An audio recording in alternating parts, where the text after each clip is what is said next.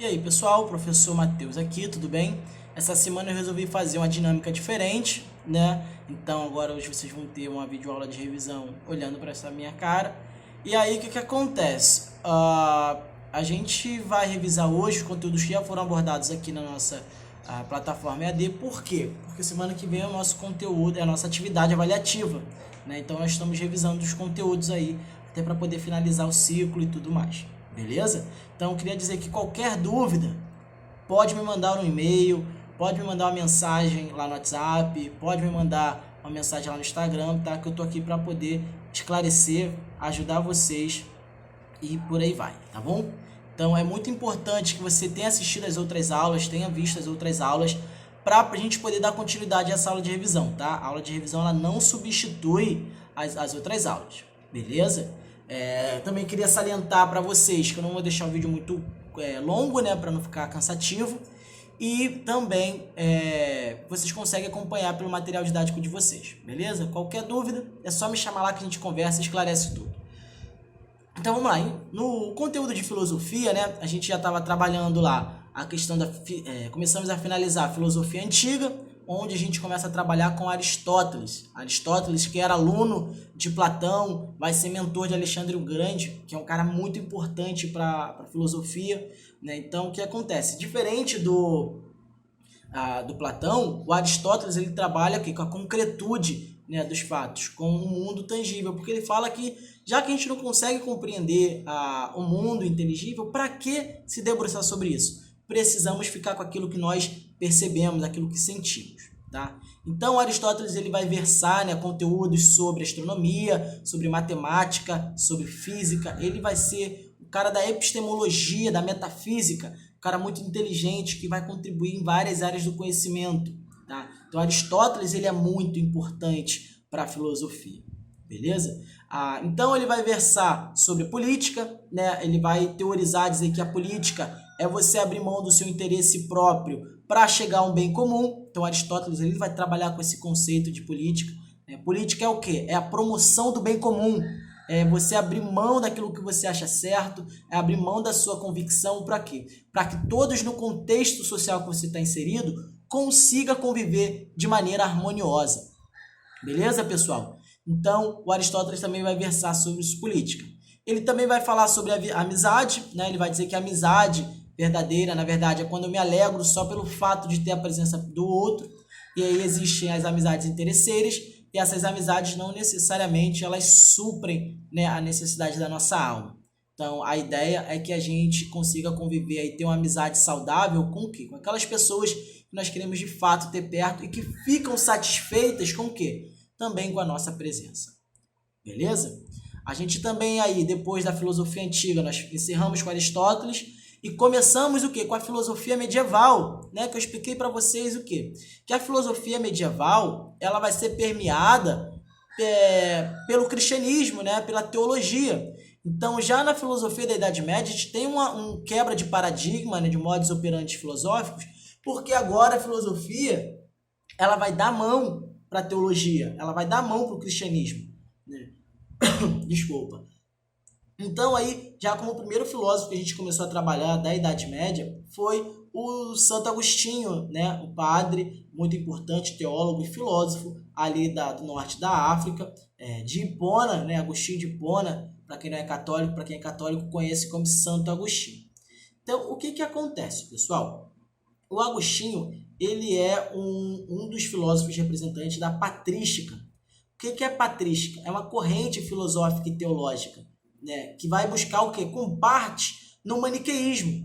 Então, o que é esse maniqueísmo? É uma corrente, né, que vai dizer que existe uma dualidade, ou seja, existe um ou outro, o bem ou o mal. Só que isso vai ser interpretado como neoplatonismo. Ou seja, vocês vão costumar ver em vestibular, vocês vão ver isso em algumas questões, até no livro didático de vocês, do neoplatonismo. Por quê? As ideias do Platão, que a gente já trabalhou, né, o mundo das ideias, o mundo sensível e inteligível, ele o quê? Também está presente na dualidade patrística, né, nessa filosofia aí do Santo Agostinho.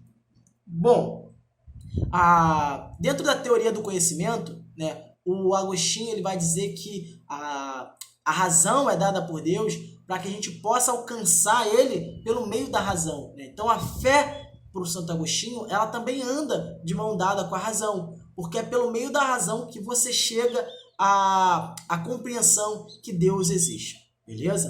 Uma outra coisa muito importante também é que ele vai dizer que dentro de cada um existe uma centelha divina, né? Dentro de cada cidadão, de cada pessoa, existe ali a questão de uma parte divina, existe uma parte de Deus dentro de cada ser humano. Mas aí isso vai abrir precedente para um questionamento. Ora, se Deus está dentro de cada um de nós, né? Se cada um pertence ou tem pertencente em si uma centelha divina, por que as pessoas pecam?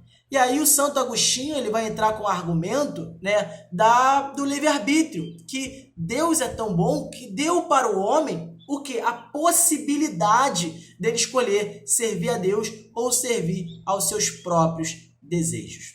Beleza? Então, lembrando-se lá que Santo Agostinho, padre, né, um teólogo, filósofo, ele vai teorizar dizendo que a razão anda de mão dada com a filosofia. Beleza? Vai dizer também que é possível você crer mesmo usando a razão como caminho para isso e que as ideias, as concepções agostinianas, elas são também neoplatônicas. Eu vou explicar por quê. Uma das partes que a gente trabalhou quando falava de Santo Agostinho é a ideia, basicamente, do quê? Da ética, né? Então, ele vai versar sobre a ética, ele vai falar sobre a ética. E o que é ética para Santo Agostinho? É a maneira como você se comporta. Só que aí que tá, para o Santo Agostinho existem duas maneiras diferentes. E aí ele vai trabalhar com a ideia de cidade de Deus e cidade dos homens. Lembra lá de Platão? De um tempo, de um lugar inteligível, onde a gente não compreende com os nossos sentidos? Pois é, agora nesse neoplatonismo, nessa corrente filosófica que está de mão dada com a teologia, vai existir um reino de Deus, né? E o reino de Deus possui o quê? O desígnio de Deus, né? Então, você deve se comportar como cidadão de Deus. Aquele que é nascido do sangue de Cristo, aquele que é de fato filho de Deus, deve se comportar pelos preceitos divinos. E quais são os preceitos divinos? Onde é que estão esses desígnios? Na Bíblia, tá? Então, para o Agostinho, tá? A ética correta da cidade de Deus está dentro da Bíblia. Então, você se comporta como cidadão de Deus, né, do reino de Deus, quando você anda de acordo com os desígnios bíblicos.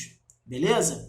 E aí, o que acontece? E o mundo dos homens? Né? E a cidade dos homens? A cidade dos homens ela é regida pela moral humana, pela maneira que o homem construiu, né, o conhecimento e aí também construiu a sua própria ideia do que é certo e do que é errado. Beleza, pessoal?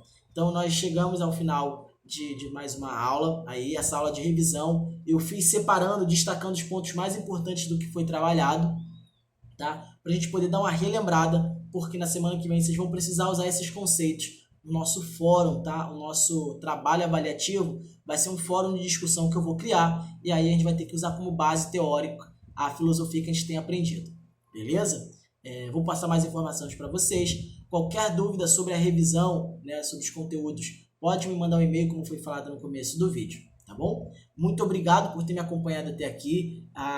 Eu sei que tem sido difícil, é um tempo novo para todo mundo, mas juntos nós vamos conseguir superar isso com muita tranquilidade, tá bom? Eu conto com o esforço, com o empenho de vocês. Até a próxima aula. Um beijo. Tchau, tchau.